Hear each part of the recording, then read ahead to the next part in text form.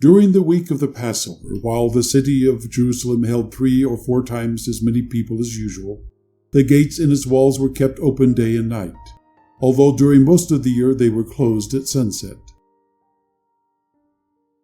It was near midnight on Thursday when Jesus and his disciples passed through a gate in the eastern wall just north of the temple.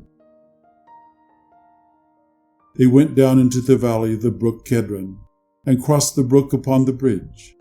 On the further side of the valley they came to an orchard of olive trees, called the Garden of Gethsemane. Jesus had often visited this garden, for it was a quiet place, and he loved to pray under the shadow of its olive trees. The orchard had a wall around it, and at its gate Jesus said to his disciples, "Sit here while I go and pray inside the garden." He took with him 3 of his disciples, Simon Peter, James, and John his brother, and with these 3 went into the garden. The disciples began to notice that their master was now showing the signs of deep sorrow, as if full of grief. He said to the 3 disciples, "My heart is sad, sad even to death. Stay here and watch." Then he went forward a little way and fell with his face upon the earth and prayed to the Father. "Oh, my Father, thou canst do anything. Take this cup away from me, I pray. Yet I do not ask to have my own will, but only what is thy will." The cup of which Jesus spoke was the terrible suffering that was very soon to come upon him. In those last moments, as he saw his trial and death drawing near like a black cloud, his spirit shrank.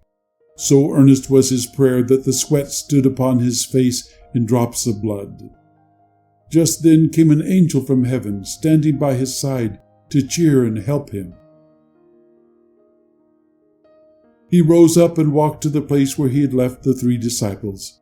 They had fallen asleep, being overcome with the trouble which they felt in knowing that soon they were to lose their master. Jesus spoke to Peter, "Simon, are you sleeping? Could you not watch with me for a single hour? Watch and pray, all of you, that you may be kept from being tempted. I know that your spirit is willing, but your bodies are weak." Again he went away and prayed in the same words. My Father, thou canst do anything. Take this cup away from me. Yet I would not have my own will, but thy will." Coming back, he found them again asleep, for their eyes were heavy, and they could not keep them open. When awakened, they did not know what to say to him, for they were ashamed of being found asleep a second time. Jesus left them and prayed for the 3rd time. In this prayer he said, "Oh, my Father, if this cup cannot be taken away, if I must drink it, then thy will be done." He went once more to the 3 disciples and found them asleep just as before. He now said to them, "You may as well sleep on now and take your rest, for it is too late for you to help me. My time has come. The Son of Man has been given into the hands of wicked men. Come, get up. Here is the traitor close at hand." And at that very instant, while he was speaking these words, the traitor Judas Iscariot burst into the garden with a crowd of men, armed with swords and clubs. These men had been sent by the chief priests and the rulers to seize Jesus. Spies had been watching near the house while Jesus was talking after the supper, and others watching at the gate when Jesus passed out of it. Word had been sent to the chief priests that Jesus was in the garden, and while he was praying to his Father, these men, led by Judas Iscariot, were hurrying to that place to make Jesus their prisoner. The men who had come to seize Jesus were not sure that in the night time, even though the full moon was shining, they would know him among his disciples. They said to Judas, How can we tell in the dark under the trees who is the one for us to take hold of as prisoner?" "You watch me," said Judas, "and when I go up and kiss a man, seize him, for that one whom I shall kiss will be the man you are looking for."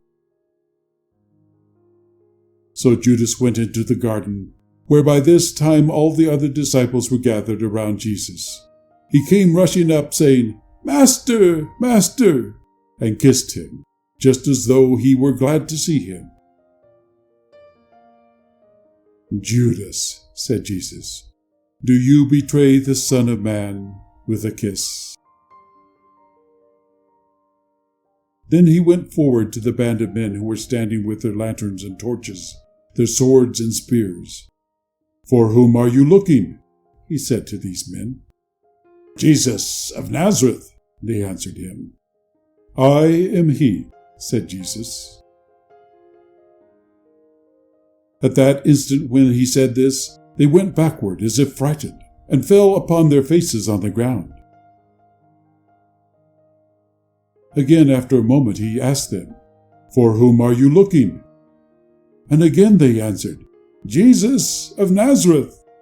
"I have already told you," said Jesus, "that I am he. If you are looking for me, then let these men go away." For even in that hour Jesus was thinking not of his own safety, but of his disciples. The delay of a few moments gave to the disciples some courage. They began asking, "Master, shall we strike with the sword?"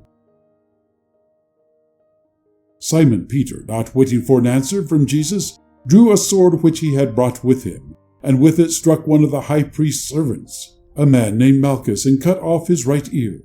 For by this time the band had risen to their feet and were drawing near. Jesus said, "Let me at least do this." He touched his ear, and at once his ear was made well again. "Put up your sword," said Jesus to Peter. "Those who take the sword shall die by the sword.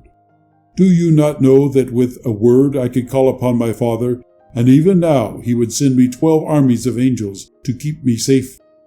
The cup which my Father has given me, must I not drink it?" Then he turned to the band of men who had come to take him. "Do you come out to arrest me as if I were a robber, with swords and clubs? Day after day I was with you in the temple, and you did not lay your hands upon me. But now your time has come, and the dark power has its way." Then the disciples, finding that they could do nothing to protect Jesus, ran away and left him alone. The men of the band put chains upon Jesus and led him away. But John followed the company, and Peter also, anxious to see what would be done with their Lord.